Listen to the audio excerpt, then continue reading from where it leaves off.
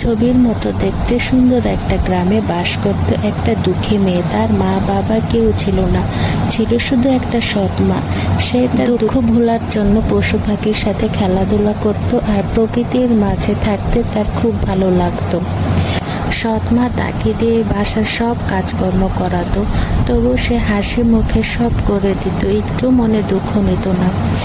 তবু যেন সৎ মা তাকে দেখতেই পারতো না, সব সময় বকাঝকা করতো, মারধর করতো, খেতে দিত না, ভালো জামা কাপড়ও দিত না। একদিন তার মনে অনেক দুঃখ হলো, তার কিছুই ভালো লাগছে না। এমন সময় এক মায়াবী জাদুকরী এসে তার জাদুর ছোঁয়ায় মেয়েটির সব কষ্ট ভুলিয়ে দিল।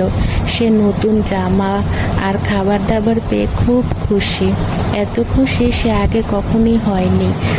তারপর কিন্তু বন্ধুরা ঘটলো অবাক কাণ্ড। তার আগে চ্যানেলটা সাবস্ক্রাইব করে নোটিফিকেশন আইকনে ক্লিক করে দাও।